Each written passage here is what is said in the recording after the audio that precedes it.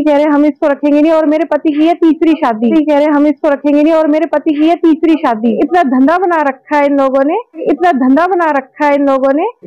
जय सिंह का जो घर है वो बंद पड़ा है। वो एप्लीकेशन लेके आया था कि मेरे घर पर 3 औरतें आ गई हैं, कि भाई पहली छोड़ दी, दूसरी छोड़ दी, अब मेरे को तीसरी के भी छोड़ने के चक्कर में और उसके घर के आगे 2-3 औरतें और आदमी है जो वो धरना दिए बैठे हैं। बोलते हैं ये तो पैसा अठनी आई है, अब बोलते हैं ये तो पैसा अठनी आई है। अब हनुमानगढ़ जंक्शन का है मामला। महिला अपने ससुराल के घर के आगे कई दिनों से बैठी है धरने पर।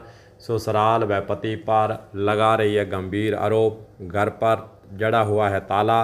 वह अंदर बैठना चाहती है लेकिन ताला बंद होने के कारण और घर के अंदर कोई नहीं होने के कारण घर के आगे ही कई दिनों से धरना लगाकर बैठी है। पुलिस के पास भी पहुंचा है मामला और महिला जो है धरने पर बैठी है वह अपने पति, सास ससुर, ननद पर आरोप जड़ रही है कि उनके द्वारा मुझे जो है घर के अंदर नहीं रखा जा रहा है। आरोप जय भी लगा रही है कि मेरे पति के द्वारा या तीसरी शादी कर ली है और इसी प्रकार के आरोप क्या लगा रही है बार बार। चलिए सुनते हैं उसकी पीड़ा। सर मेरा नाम देवेंद्र कौर लबाना है और मेरी शादी यहाँ हनुमानगढ़ जंक्शन में हुई है और मैं यहाँ के मतलब कि मेरा जो एड्रेस है मेरे ससुराल का वो है सद्भावना पार्क के पास सेक्टर 6 में मकान नंबर 42 है। और मैं यहाँ से 10 तारीख की 5 बजे की मैं यहाँ बैठी हुई हूँ। मेरी शादी मनिंदर सिंह लबाना से हुई है और मेरे ससुर जी का नाम जय सिंह है और क्या बोलते वो आर्मी में MES में जॉब करते हैं। और मैं 10 तारीख से बैठी हुई हूँ यहाँ पर, उनका कोई न्याय नहीं हो रहा है। मैं यहाँ पर बैठी हूँ, उनका इंतजार कर रही हूँ। कभी पड़ोसियों से आ रहे हैं फोन की भाई हम आ रहे हैं, अभी तक कोई नहीं आया, मेरी कोई सुनवाई नहीं हुई है। कल बड़े सिटी थाना में मेरे बातचीत करवाई थी मेरे पेरेंट्स की और उनके पेरेंट्स की, तो वो लोग बस कल से ही बोले जा रहे हम आ रहे हैं, अभी तक सुबह हो गई, कोई आना जाना है ही नहीं। और इन जो मेरे पति की जो शादी है वो तीसरी शादी है और मेरी दूसरी है। इनका काम ही इन्होंने बना रखा है कि शादी करो और छोड़ो, लड़कियों पर इल्जाम लगाना बेमतलब, फिर मेरे पर भी इल्जाम लगा रहे हैं बेवजह के। और इन्होंने ना मुझे लेने आ रहे हैं ना अभी तक कोई आया है, बस लोगों से इधर उधर पड़ोसियों को बोल रहे हैं कि हम आ रहे हैं। सुबह तक कोई इनका आने का कोई है ही नहीं। इनका ये है कि मुझे अपने ससुराल में रहना है और ये मैं इतने दिन से इंतजार कर रही हूँ। मैं यहीं पे सोती हूँ, यहीं पे मतलब कि पंखा इन पड़ोसियों को इतना मेरा सहयोग कर रहे हैं कि मैं यहीं पे सोती हूँ। मेरे रात को यहीं पे सारा कुछ मतलब कि यहीं पे है और मतलब कोई है ही नहीं, मतलब मेरी कोई सुनवाई नहीं हो रही है। यहाँ पे पीने की व्यवस्था है कि कोई पड़ोसी दे देता है, इधर उधर से खा लेते, वरना मैं भूख हड़ताल पर ही हूँ। मैं अभी बस पानी पी करके टाइम पास कर रही हूँ, सीधी सी बात तो यही है। पहले की दोनों पत्नियां तो एक गवर्नमेंट जॉब अजमेर में है, हरविंदर कौर नाम है उसका, और उसकी एक बेटी भी है 12 साल की। मेरा पति बस हमारा झगड़ा इसी बात से हुआ है कि मेरा पति पहले से यूं ही कहता है कि मैं इसको छोड़ूंगा और मैं अपनी पहली वाली पत्नी और उसकी बेटी को यहाँ रखूंगा। तो मैंने इसी विवाद को लेकर इनकी फैमिली से और इनसे डिस्कस किया तो इनके बोलते ये सारे घर वाले मिल जाते हैं और इसका जो मेरा इंटरफेयर है ना हमारे परिवार में, इनकी जो मेरी जो ननद है सिमरन कौर और उनके पति हरदीप कौर और उनकी जो सास है रेखा और उनके ससुर अमर सिंह, उनका बहुत ज्यादा इंटरफेयर है हमारे परिवार को बिगाड़ने के लिए। मेरा जो ये परिवार जो टूट रहा है ना सिर्फ और सिर्फ उनकी वजह से टूट रहा है और वो पता नहीं कहाँ चले गए मेरे ससुराल वाले। तब से मैं इनका इंतजार कर रही हूँ, सुबह से फोन आ रहे पड़ोसी के पास हम आ रहे अभी तक कोई नहीं आया है यहाँ पे। पुलिस के पास हालांकि मामला पहुंचा हुआ है। पुलिस के द्वारा दोनों पक्षों को समझाने का किया जा रहा है काम। पुलिस पशुपेश में है कि क्या किया जाए, इस परिवार के जो धरने पर बैठी है महिला उसको कैसे उठाया जाए और परिवार इस महिला को घर के अंदर प्रवेश करने नहीं देना चाहता है।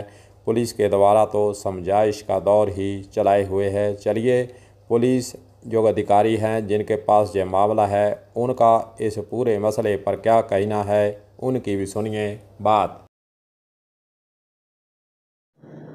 नहीं, कुछ दिन पहले जय सिंह लबाना सिख है जो कि ग्रीन पार्क के पास मकान है, वो सुबह सुबह एप्लीकेशन लेके आया था कि मेरे घर पर 3 औरतें आ गई हैं जो मुझे जान से मारने की हमें धमकियां दे रही हैं।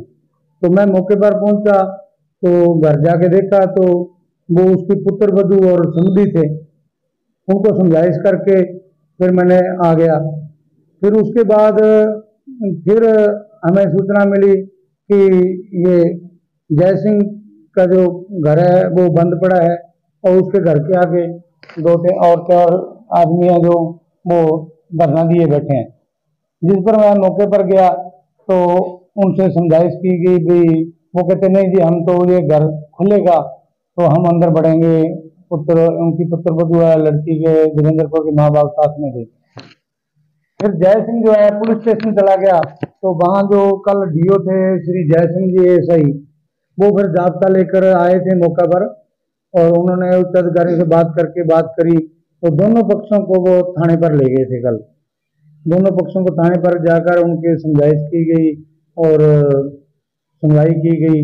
तो जो देवेंद्र कौर का ससुर है, पति तो यहाँ था नहीं, पति तो बाहर काम से गया हुआ है, मनिंदर सिंह जो है, और जय सिंह जी और उसकी पत्नी ने और उनके मध्य वहाँ समझाइश, पुलिस द्वारा समझाइश करने पर पुलिस स्टेशन में इनका आपस में राजीनामा हो गया था और जय सिंह ने अपने पुत्रवधू को, जय सिंह और उसकी पत्नी है जो पुत्रवधू देवेंद्र कौर को अपने साथ ले गए थे और जो उसके माँ बाप है लड़की के वो अपने गांव को रवाना हो गए थे कल।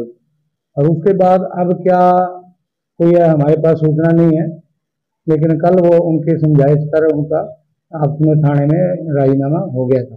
अच्छा, अब भी बाहर बैठी है तो कोई बात नहीं, पता लगा लें, हमें पास कुछ सूचना नहीं है और पता लगाएंगे भी अब क्यों बाहर बैठी है। कल तो इनकी जो है पारिवारिक राजीनामा करवा दिया था थाने पर। हाँ, मेन गेट पे ताला तो वो उन घर वालों ने लगाया होगा, पता करेंगे कैसे जाएंगे। तो हम तो समझाइश करने गए थे, समझाइश करते समय तो ये कहा जाता है भाई आप भी समझो आप भी समझो। वो ये कह रहे थे कि हम इसलिए नहीं रखते कि पुत्र वधू है जो हमें बार बार मरने की धमकियां देती है, ये रस्सा लगा लेती है, ये फांसी लगाने की धमकी देती है, ये कीटनाशक पीने की धमकी देती है। तो देवेंद्र कौर को भी समझाइश की गई थी भाई आप भी सही ढंग से रहो, भाई कोई धमकी दोगे तो फिर भी वो भी नहीं सही।